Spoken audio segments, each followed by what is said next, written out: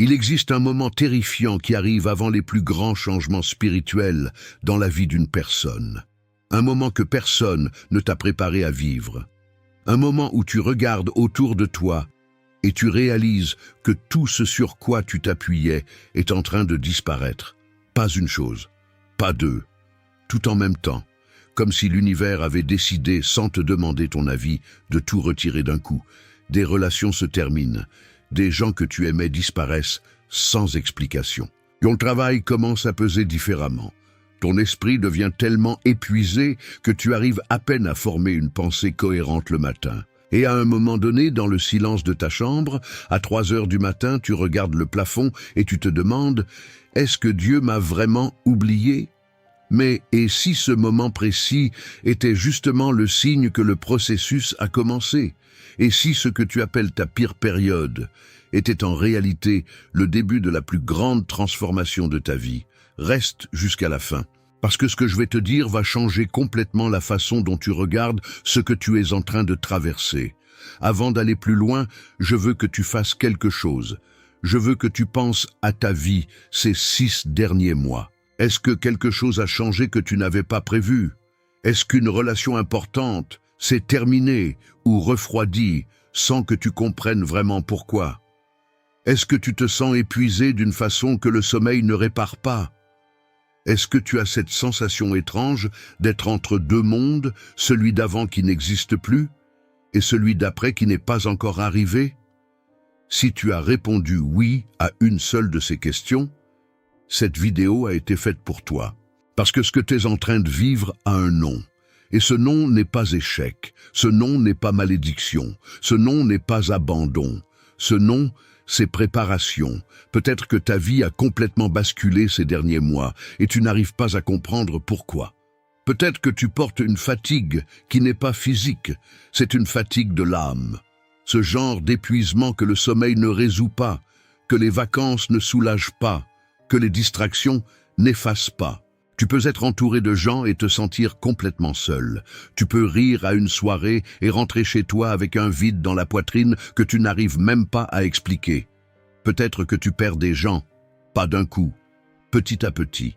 Ces personnes dont tu jurais qu'elles seraient toujours là. Des amis proches qui se sont éloignés sans dispute, sans explication claire, comme si la vie avait simplement décidé de changer la configuration autour de toi. Des liens qui semblaient solides comme du béton et qui, en quelques mois, sont devenus fragiles comme du verre. Peut-être que tu as l'impression que ta place dans certains endroits n'existe plus. Des environnements où tu te sentais bien avant commencent à te sembler étranges. Des conversations qui t'animaient avant te semblent maintenant vides. Tu regardes des gens courir après des choses qui te semblaient importantes il y a 1 an et tu ressens un détachement que tu ne comprends pas toi-même. Et le plus lourd dans tout ça, c'est que ninguém ne comprend ce que tu ressens. Tu essaies d'expliquer et les gens te disent que c'est une phase, que ça va passer, que tu dois rester positif, que tu dois avoir la foi. Et ces mots, même dits avec la meilleure intention du monde, font mal comme un coup de couteau. Parce que tu sens que c'est pas juste une phase. Tu sens que quelque chose de plus grand est en train de se passer. Tu sais juste pas quoi. Alors, tu restes avec ce poids dans la poitrine. Cette sensation d'être entre deux eaux, ni vraiment là où tu étais, ni encore là où tu vas.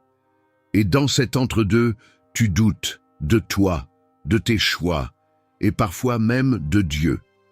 Ce doute, je vais te dire quelque chose d'important à son sujet. Ce doute n'est pas un signe de faiblesse spirituelle.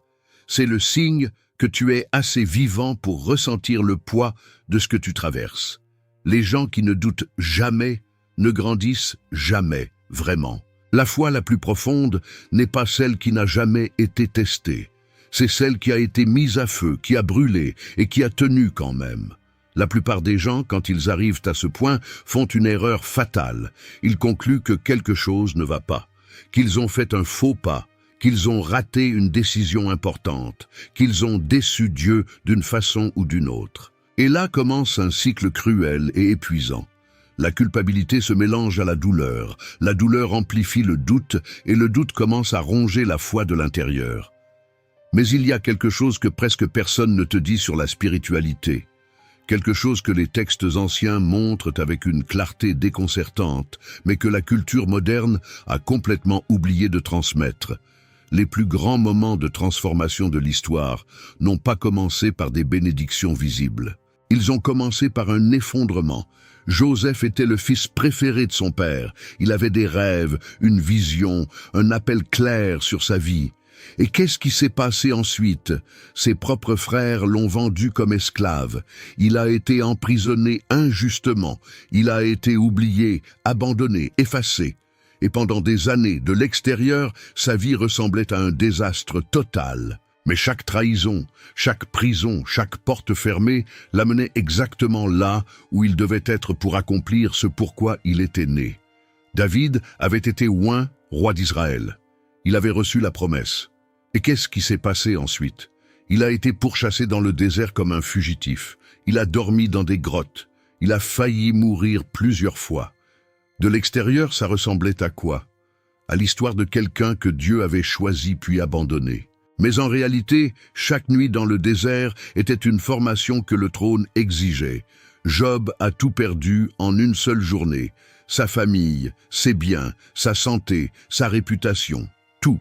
Ses amis ont conclu qu'il avait péché, que Dieu le punissait, que son effondrement était la preuve de son échec. Et pourtant, à la fin, c'est Job qui a prié pour ses amis, pas l'inverse. Parce que ceux qui n'avaient pas traversé le feu ne pouvaient pas comprendre ce que le feu peut produire. Le schéma est toujours le même. Avant la plus grande récolte de ta vie vient le plus grand labour. Et le labour, ça fait mal. Le labour déchire. Le labour transforme une terre dure et compacte en sol fertile capable de recevoir ce qui va germer. Mais pendant que tu es labouré, tout ce que tu ressens, c'est la douleur d'être ouvert. Tu ne vois pas encore ce qui va pousser, tu vois juste que tu saignes. Alors peut-être que ce que tu appelles ta destruction, c'est en réalité ta préparation. Et il existe des signes précis que tu es dans ce processus. Pas des théories abstraites, des marqueurs concrets qui apparaissent dans la vie de presque toute personne qui est sur le point de vivre une vraie transformation spirituelle. Je vais te les donner un par un, et je veux que tu comptes combien s'appliquent à toi en ce moment. Le premier signe, c'est l'isolement que tu n'as pas choisi. Tout d'un coup, tu commences à te sentir déconnecté d'environnements qui t'alimentaient avant. Les soirées que tu fréquentais commencent à te paraître creuses. Les conversations superficielles commencent à t'épuiser physiquement. Tu regardes le cercle social dans lequel tu as toujours évolué et tu sens que tu n'y es plus à ta place. Pas parce que tu es supérieur, pas parce que tu juges les autres, mais parce qu'une partie de toi a déjà bougé vers un endroit que ces environnements ne peuvent pas atteindre. C'est pas de l'arrogance, c'est pas de l'ingratitude. C'est une séparation qui vient de l'intérieur, comme si quelque chose en toi savait déjà, avant même que ta tête le comprenne, que cet environnement ne correspond plus à la personne que tu es en train de devenir. Le deuxième signe, c'est la perte de personnes qui semblaient permanentes. Et c'est l'un des plus douloureux parce que tu ne comprends pas. T'as pas eu de dispute, t'as rien fait de mal. Simplement, les choses se sont refroidies. La fréquence a changé. Des gens qui te disaient tout se sont mis à te dire de moins en moins. Et même si tu essaies de retenir, tu as cette sensation profonde que cette séparation te dépasse. Comme si ça ne dépendait pas de toi de la résoudre. Parce que c'est pas un problème à résoudre. C'est un mouvement à accepter. Dieu retire des personnes de ta vie, non pas parce que tu es mauvais, ni parce qu'elles sont mauvaises. Parfois, il les retire parce que le niveau auquel tu vas accéder exige une version de toi qui ne peut pas se construire sous le regard de certaines personnes. Certains regards, même bienveillants, maintiennent des plafonds invisibles au-dessus de toi. Et pour que tu décolles, ces plafonds doivent être retirés. Le troisième signe, c'est la sensation de ne plus appartenir nulle part. Tu regardes tout ce qui a toujours semblé normal et tu ressens quelque chose d'indéfinissable. Les priorités que les gens autour de toi courent après commencent à te sembler légères. Les sujets qui animaient tes conversations avant t'ennuient maintenant. Tu te retrouves à chercher quelque chose de plus profond dans tout, dans les discussions, dans les relations, dans ton travail. sans vraiment savoir ce que ce quelque chose est. Et cette quête te rend étrange aux yeux des autres. Parce que les gens qui sont encore confortables là où ils sont ne comprennent pas pourquoi tu n'es plus confortable au même endroit. Ce vide n'est pas une absence de but. Ce vide, c'est de l'espace qui se crée pour un but plus grand que tu n'as pas encore vu. Le quatrième signe, c'est la fatigue spirituelle profonde. C'est pas un manque de foi, c'est quelque chose de bien plus subtil et bien plus lourd. C'est la fatigue de quelqu'un qui a porté un poids longtemps, qui a prié, attendu, cru, et qui n'a toujours pas vu le résultat visible. Qui a dit à Dieu qu'il faisait confiance, même les nuits où cette confiance ressemblait à un mensonge. Qui s'est levé encore et encore, même quand rester couché semblait plus honnête. Ce type de fatigue n'apparaît pas chez quelqu'un qui a abandonné. Il apparaît chez quelqu'un qui a tenu plus longtemps que ce que ses forces humaines auraient dû permettre. Et ça a une valeur spirituelle que tu ne peux pas mesurer de là où tu es. Il y a quelque chose de beau dans cette fatigue que la plupart ne voient pas. Elle marque la fin d'une phase. Tu ne deviens pas profondément épuisé d'une version de ta vie que quand cette version a déjà donné tout ce qu'elle avait à donner. Quand le sol a été complètement épuisé. Quand c'est vraiment, réellement, l'heure de passer à autre chose. Le cinquième signe, c'est que ton rapport au temps a changé. Tu te réveilles à des heures étranges, 3 heures du matin, 4 heures du matin, avec un poids dans la poitrine ou une inquiétude que tu n'arrives pas à nommer. Parfois avec une pensée très précise, une phrase, une image, une direction. Comme si quelque chose en toi était pleinement éveillé exactement au moment où le monde entier dort. Dans de nombreuses traditions spirituelles, cet horaire est appelé l'heure du voile fin, le moment où le bruit du monde se tait suffisamment pour que ceux qui essaient de te rejoindre puissent enfin te trouver. Ces réveils ne sont pas une anxiété à traiter, ce sont des invitations à écouter. Si tu as reconnu au moins 3 de ces signes dans ta vie en ce moment, écris en commentaire, le processus a commencé. Parce que tu vas voir quelque chose d'important. Tu vas voir combien de personnes écrivent exactement la même chose. Et réaliser que tu n'es pas seul dans ce tunnel va changer quelque chose en toi maintenant. Pas plus tard, maintenant. Mais il y a un détail dans ce processus que presque personne ne remarque. Et c'est ce détail précis qui fait la différence entre ceux qui traversent la transformation et ceux qui abandonnent juste avant que ça change. Quand tout commence à s'effondrer, il y a une fenêtre très précise où la tentation de s'accrocher à ce qui tombe devient presque irrésistible. Tu commences à te battre pour maintenir ce qui est en train d'être retiré. Tu essaies de sauver des relations que Dieu est en train de clore. Tu forces des portes qui ont été fermées intentionnellement. Tu tentes de reconstruire des structures qui sont en cours de démolition pour être remplacées par quelque chose de meilleur. Et plus tu te bats pour retenir ce qui s'en va, plus tu dépenses d'énergie qui aurait dû servir à avancer. Plus tu accumules de douleurs inutiles. Plus tu retardes l'arrivée de ce qui vient. Et là arrive la vérité la plus difficile à entendre dans tout ce processus. Parfois, ce qui s'effondre doit s'effondrer. Pas parce que tu as échoué, pas parce que Dieu est en colère contre toi, pas parce que tu as mal géré quelque chose, mais parce que cette structure, quelle qu'elle soit, a été construite pour te soutenir jusqu'à ce point précis, et ce point n'est plus là où tu vas rester. Pense à une chrysalide. La chenille ne se transforme pas en papillon dans un cocon confortable. Elle se dissout littéralement. Ce qui était un organisme défini se liquéfie, perd toute forme reconnaissable, devient quelque chose d'intermédiaire qui n'est ni chenille ni papillon. Et si quelqu'un ouvrait la chrysalide à ce stade précis, il ne verrait pas une belle transformation en cours.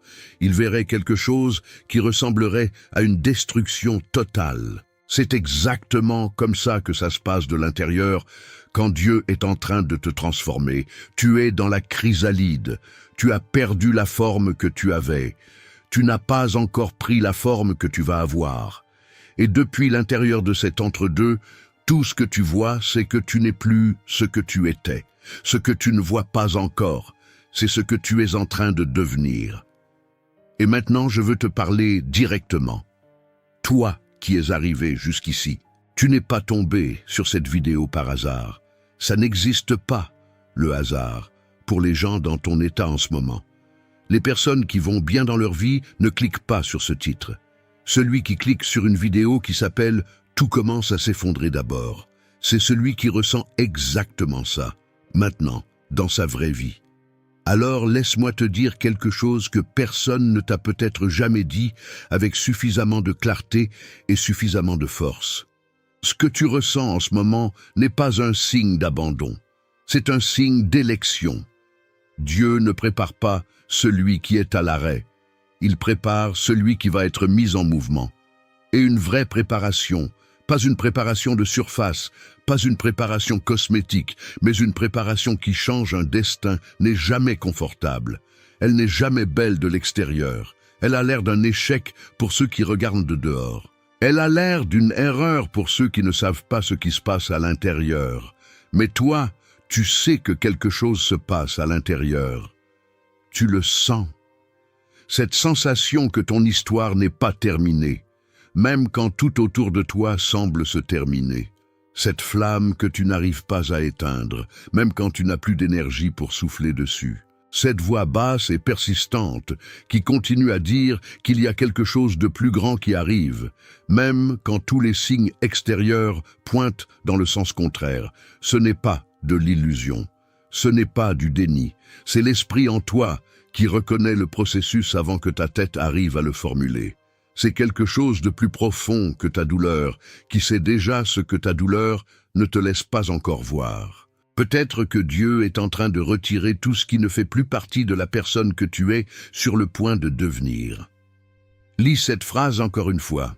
Pas que ces personnes soient mauvaises, pas que ces situations étaient des erreurs, mais que la version de toi qui est en train de naître maintenant a besoin d'espace, que les anciennes structures ne peuvent pas lui donner, a besoin de silence que certains environnements ne peuvent pas lui offrir, a besoin d'un sol propre, vierge, libéré du poids du passé pour pouvoir prendre racine différemment. Et parfois l'amour de Dieu est tellement chirurgical, tellement précis dans ce qu'il fait, qu'il retire même de bonnes choses pour faire de la place à quelque chose d'extraordinaire. T'as déjà pensé que peut-être la relation qui s'est terminée ne s'est pas terminée parce que tu es incapable d'aimer, mais parce que la profondeur d'amour que tu portes ne rentrait tout simplement pas dans ce cadre-là? T'as déjà pensé que peut-être l'opportunité qui t'a échappé n'était pas une punition, mais une redirection vers quelque chose que cette opportunité t'aurait empêché d'atteindre? T'as déjà pensé que peut-être les gens qui se sont éloignés ne t'ont pas rejeté, mais que leur départ t'a libéré d'une version de toi-même qui t'aurait maintenu bien en dessous de ce que tu es capable d'être? La douleur ne change pas, mais le sens que tu donnes à la douleur change absolument tout. Et quand tu commences à regarder l'effondrement non plus comme une punition mais comme une construction, quelque chose se déplace dans ta posture intérieure. Tu arrêtes de résister au processus et tu commences à le traverser. Tu arrêtes de demander à Dieu de faire cesser ce qui se passe et tu commences à lui demander la force et la clarté de tenir aussi longtemps que nécessaire jusqu'à arriver de l'autre côté. Et c'est ce changement de posture, juste ça, qui fait la différence entre celui qui sort transformé et celui qui sort amer. L'autre côté existe. Je ne te vends pas une belle histoire. Je ne te dis pas que ce sera rapide ou que ce sera facile. Je te dis que toute personne qui a traversé un vrai effondrement spirituel, qui n'a pas abandonné en chemin, qui a tenu même quand tenir n'avait aucun sens apparent, est arrivée dans un endroit qu'elle n'aurait jamais pu imaginer depuis l'intérieur du processus. Pas un endroit légèrement meilleur, un endroit fondamentalement différent. Le retournement arrive, il arrive toujours, mais il arrive pour ceux qui sont restés. Pour ceux qui ont continué à prier même les nuits où prier ressemblait à parler dans le vide. Pour ceux qui ont continué à croire, même quand croire semblait naïf. Pour ceux qui ont continué à se lever le matin même quand chaque matin demandait un effort surhumain. Ce niveau de persévérance n'est pas ordinaire, et il ne produit pas des résultats ordinaires. Si tu es dans cet endroit-là maintenant, si tu portes ce poids en ce moment, cette vidéo n'était pas un accident dans ta journée. C'était un rappel que le processus que tu traverses a un nom qu'il a un but, qu'il a une durée limitée, et que sa conclusion n'est pas ta destruction. Sa conclusion, c'est ton émergence. Mais il y a une dernière chose que je dois te dire. Quelque chose d'important que j'ai gardé pour la fin, parce que c'est peut-être le point le plus difficile à accepter de tout ce qu'on a vu ensemble aujourd'hui. Ceux qui sont appelés à quelque chose de plus grand passent presque toujours par une période d'isolement profond juste avant que tout change. Pas un isolement qu'ils ont choisi, pas une retraite spirituelle qu'ils ont planifiée, un isolement qui leur est imposé, un retrait du monde qui ressemble à de l'exclusion, mais qui est en réalité une séparation sacrée. Dieu te retire du bruit du monde, non pas pour te punir, non pas parce que tu mérites la solitude, mais parce que ce qu'il veut te dire nécessite un silence que le monde ne peut pas te donner. Parce que l'appel qu'il veut déposer dans ta vie est trop précis, trop ciblé, trop personnel pour passer à travers le filtre du bruit ambiant. Et cet isolement a des caractéristiques très précises, des signes que presque tout le monde manque parce qu'on ne leur a jamais appris à les reconnaître. Des marqueurs qui, quand tu les connais, transforment une expérience qui semblait être une punition en quelque chose qui ressemble enfin à une préparation. Mais ça, c'est pour la prochaine vidéo. Et si ce que tu as entendu aujourd'hui a résonné en toi, si quelque chose dans ces mots a mis des mots sur ce que tu ressentais sans pouvoir l'exprimer, alors la prochaine vidéo est faite pour toi aussi. Parce que le chemin n'est pas terminé. Il vient juste de commencer.